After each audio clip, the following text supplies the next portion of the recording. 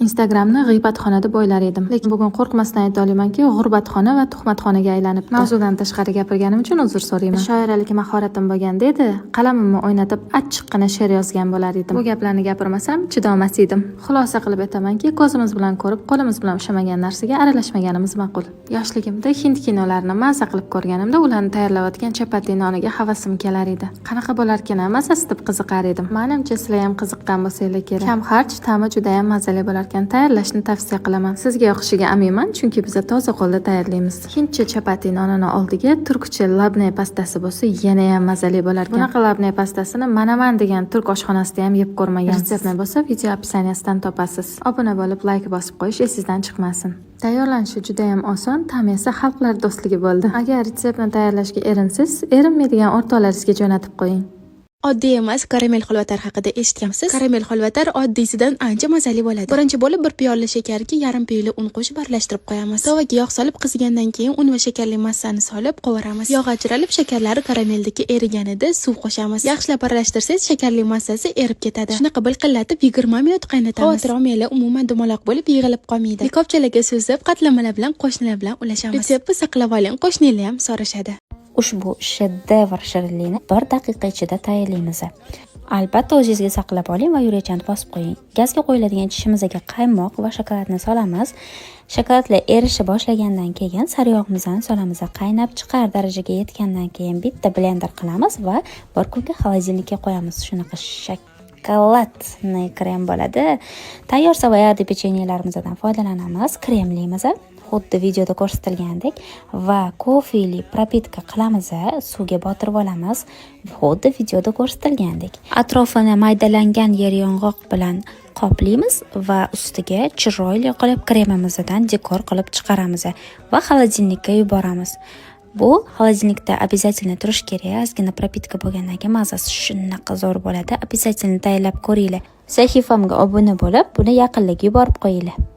Bu salat borligini shayxlarni o'zlari ham bilishmasa kerak. Nomini kim qo'ygan bilmadim-u, lekin juda ham mazali salat. Yog'ni salgina qizdirib, kattaroq somoncha to'g'ralgan go'shtni solib qovuramiz. Pishguncha dimlab qo'yamiz. Idishga 2 ga bo'lingan cheri pomidori, o'zi qorin tuzlangan bodring, sariq yashil bulg'or qalampiri va qovurilgan go'shtni solamiz. Garoq va to'g'ralgan ko'katni solib, ustidan qaynoq yog' quyamiz.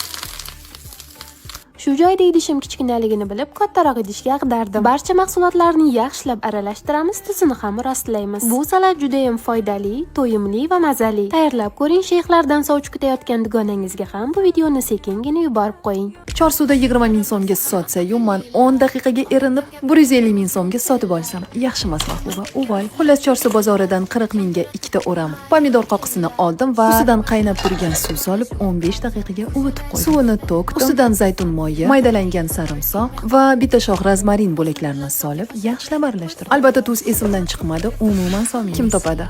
Nimaga solmadim? Xullas xolodilnigimizda turishi mumkin bo'lgan bankalarga solamiz va ustini yaxshilab yopamiz. Albatta tayyorlab ko'ring va har yeganingizda meni zimdan duo qiling.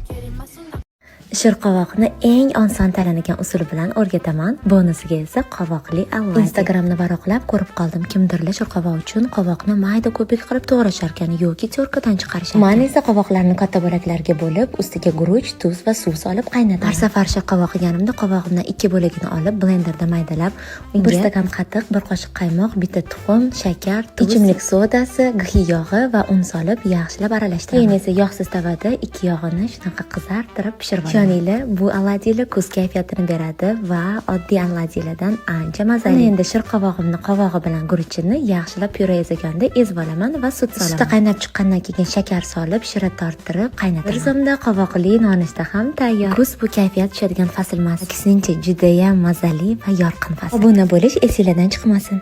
Kafe sohasida ishlaydigan salatchilarimiz uchun juda ham oson, tez tayyorlasa bo'ladigan salat ko'rsatib bermoqchiman. Mol press go'shti, til rulet, pachatkani shunaqa kichkinasi ham bor, shu shaklda to'g'raymiz. Marinovanniy bodring hammasini to'g'ralishiga e'tibor bering. Ozgina jalapeno va mayonez solamiz. Salatimiz tayyor, sizlar ham albatta tayyorlab ko'ringlar.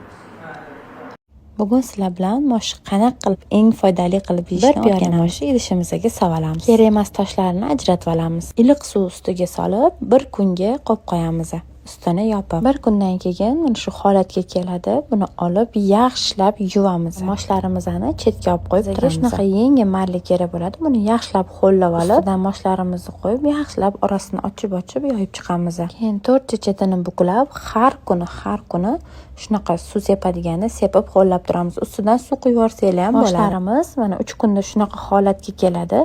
Bu tayyor holati. Bundan ham ko'proq o'stirsanglar bo'ladi. Oppoq bo'lib o'sib yashil moshligi qolmaydi buni. Buni salatlarga, nimadir ertalab zavtraklaringlarga tayyorlab yesanglar shunaqangi foydaliki, bu tez hazm bo'ladi. To'qlik hissini beradi. Obuna bo'lib qo'ysanglar, yana ko'p mikrozelilarni o'stirishlarni o'rgataman. Sog' bo'ling, shifoli bo'lsin.